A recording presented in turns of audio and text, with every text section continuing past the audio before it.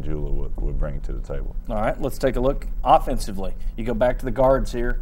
On offense, you need the guards to attack the paint. Defense, keep the guy out of the paint. Offense, attack the paint. Yeah, the paint is the heart of anybody's defense. If you can get in there and cause problems, then there's going to be problems all night for any team. So if we can get in the paint and evolve our penetration, right now we've been getting good penetration to the basket for scores, but I like to see them drop a couple off to the big man, get Stokes a couple of easy baskets, Mack and Jula, reward them for playing good defensive rebounding, and then kick those shots out to the shooters and maybe get McBee an open three-point shot, or because we haven't really had an open three-point shot. Now it's a little easier for Reese to get open since he's 6'8". Right. So yeah, get those guys going.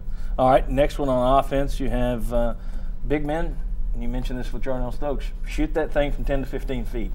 Yeah, and I wouldn't say that to just anybody because everybody's not capable, but I can see Stokes. I see him make it every now and then, but I don't think he takes it nearly enough, and it's probably because he doesn't work on it nearly enough. And the same thing with Hall. I played with him in the Rocky Top League, and he would just shoot the lights out from 15, 17 feet, and that's what they need to probably do a little more of. That'll open the paint up more. And I think Reese being a 4-man now, that'll help a lot because he's 6'8" and he can stretch a defense. You don't want the paint clogged. That's not good for anybody on offense. All right, and then you gave a couple of bonuses here. It's overall work on free throw shooting. Keep that going. Yeah, and free throw shooting is the thing. You can't simulate it in practice because you got a crowd involved in a real game. But at the end of the day, you still want to practice it, get in the routine and focus on that. It's just you and the rim out there, and you just step up to the line and make them. It's a shot that everybody can make, and it's uncontested, so you should shoot it at a high clip. All right, last one here from Coach Victor. Win the loose balls. This team, in terms of that seems to be the Cuonzo Martin mindset, but Trey Golden, for example, last night got called off on one where you had a couple of Xavier players diving for the ball on the floor. They got a timeout of it. Golden was bent over at his waist trying to reach for the ball rather than diving on the floor and winning that thing.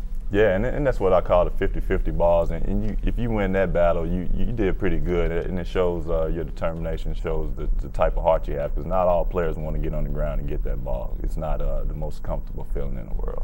Guys, your thoughts on what Tennessee needs to do in 2013. Is there anything there that you wholeheartedly agree with? Do you have something else that you'd like to see them do? A lot of good things, and I said it, and I guess I'll continue to harp on it, is have a plan on offense. Have an idea if the other team is playing a zone of how we're trying to attack that zone, and you don't see that in Tennessee.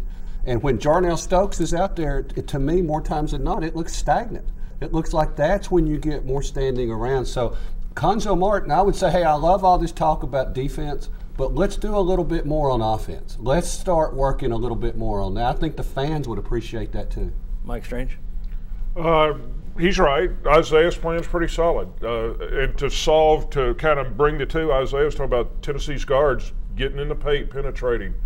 And if you can do that, then that solves a lot of the problems of just standing around and being stagnant. Bob, I'll give you, if you don't have one here, I want to ask you about something special. Do you have one, or do you want me to throw something No, else? I was just going to say I like his idea about the guards penetrating, dump it off, and then kick it back out for the open threes. And I just wonder if the mentality at Tennessee now, though, is they've shot so poorly that nobody wants to do that anymore. Well, I'm in here, I'm 3 feet away, I can throw it back out to somebody who's going to, lay up another brick.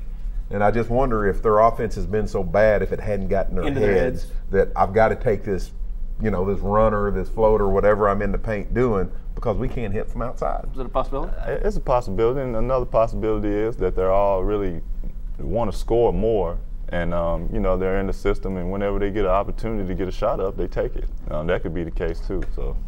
Well, one thing I was going to say, I'll just throw it out here. This team undefeated at home, I think is going to struggle on the road, so I think they're going to need as much of a home court advantage as possible. And I want to salute Tennessee fans who showed up on a very cold night, crummy weather, for a team that isn't the best offensively in the world.